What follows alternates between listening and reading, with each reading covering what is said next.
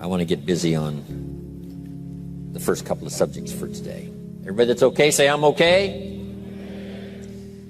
Here's the first subject that I've found so interesting. I want to share it with you. Then I want to talk about personal development, the subject that I started listening to age 25 that revolutionized my whole life, from my mentor, Mr. Earl Schoaf. Here's an interesting subject. Just jot it down now. It's called enlightened self-interest. Enlightened self-interest. It's a fascinating study to study the idea of self-interest. But just make this note, all of us, have self-interest. The key is for it to be enlightened so that everybody wins and no one loses. Our first interest is to survive. What does it take to survive? Our second interest is to succeed. What does it take to succeed? What does it take for me personally to survive and to succeed? Can I legitimately be interested enough in the things that help me both succeed and survive? And here's what I discovered. The answer is yes. It's possible to exercise self-interest, but to do it in such a way that no one loses, everyone benefits. Key phrase. Life was not designed to give us what we need. Life was designed to give us what we deserve. We do not reap a harvest in the fall because we need it. We reap a harvest in the fall because we deserve it. Not necessarily from a moral standpoint.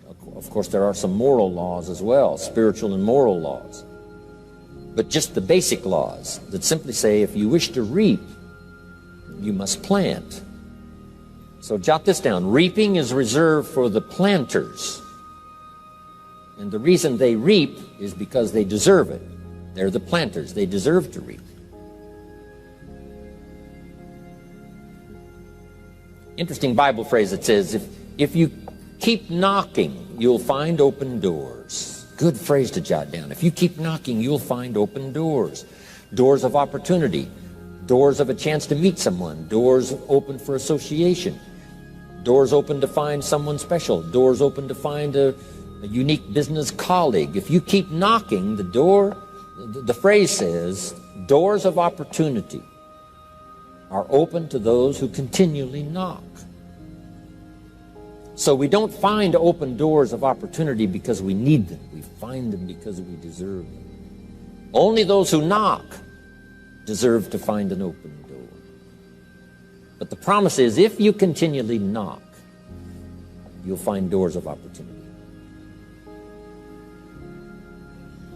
It says, if you search, you will find. So make the note, it's good.